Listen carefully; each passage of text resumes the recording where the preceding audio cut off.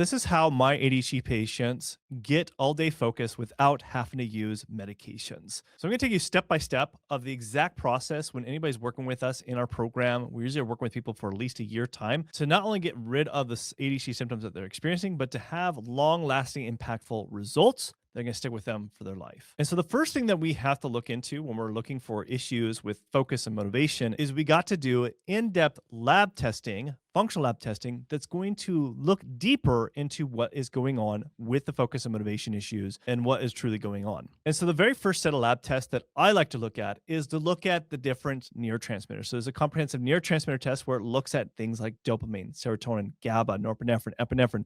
You can see from like this patient, he was low in several different things, such as phenylethylamine, also dopamine, also epinephrine, serotonin, histamine levels were low. So a lot of things were definitely out of balance, which I would have not known unless I did test for this to understand why his focus and motivation issues were off. And so this helps us really see which neurotransmitter pathway do we need to focus on and which ones do we not need to necessarily focus on. That way we're not playing this guessing game with different medications or different supplements and doing this completely blind. So now, the other thing that I do like to also look at is look at certain hormones that could also be impacting the focus and motivation as well. And cortisol and other hormones can impact that, just like this patient, that their cortisol levels were low first thing in the morning, in the afternoon. And also their DHEA levels were low, which is another hormone that can definitely impact how our focus and motivation can be inconsistent, just like how this is very inconsistent. It's not giving us that dependable focus and energy and motivation throughout the day. Now, if you would like to get my full ADHD lab protocol guide of what labs to implement, you can download that in the description below of my full ADHD lab protocol guide that I give to my patients. Now, as we are getting these lab test results, we send these test kits directly to our patients so that way they collect samples, ship them back. And as we're waiting for that, we're still working on things that need to be improved. And that is usually to clean up their diet as well as improving their digestive health. Now, the gut is very important because it's very interconnected with our brain. And when the gut is not working optimally, the brain's not going to work optimally. In fact, 90 to 95% of our neurotransmitters are made in the gut.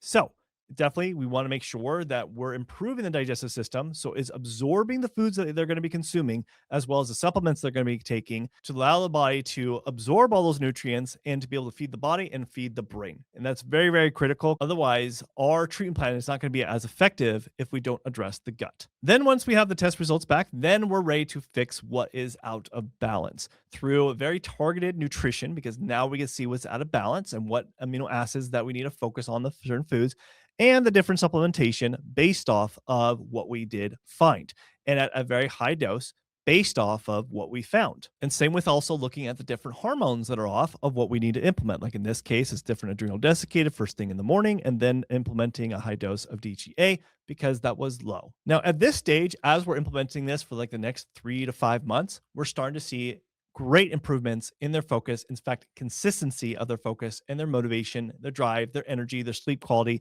all those things start to improve because we are targeting on the very things that were deficient in the first place. But we want to optimize things even further. Remember, I said I want this to become long lasting and impactful. So the next step is we need to go more micro to see what are also other micro things that could be out of balance. So we usually will typically run a full micronutrient panel where we'll be testing different vitamins, minerals, amino acids, antioxidants to see, okay, which one of these could also be out of balance.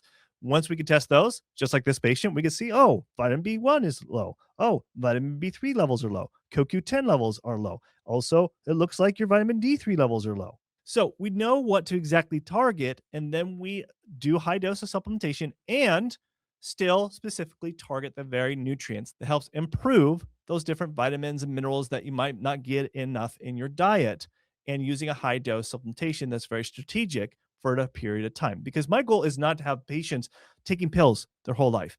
In fact, not even supplements. I don't want them to have to be taking medications or supplements for that matter, but we use it for a period of time. And then when they improve their foods and their nutrition and their lifestyle changes, and because we have lab testing to back it up of what they need to target specifically, then they can slowly transition off and getting off supplements and use food and lifestyle as a consistent treatment that's going to manage their ADHD symptoms throughout their life. Now, if you'd like my help on this, you could book your first appointment with me. That's in the description below if you're interested.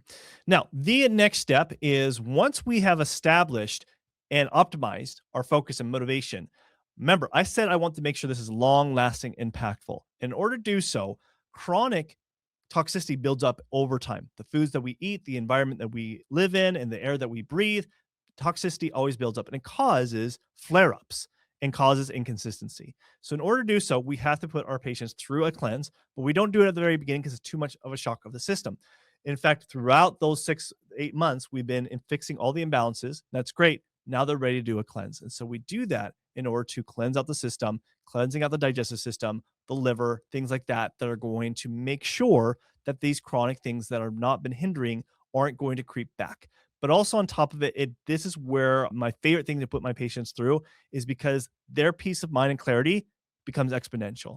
Their vibrancy of just energy and just their mood improves because of going through something like this. Now, the next step, and this is very important as well, is that we want to retest the labs to see, okay, what improvements have we seen? And then what else do we need to further optimize above and beyond that? And so you can see, like here, like for example, that case, if you remember, they had issues with their histamine, phenylethylamine, dopamine, and also their epinephrine and norepinephrine levels. And now you can see that they are all back into balance from just retesting.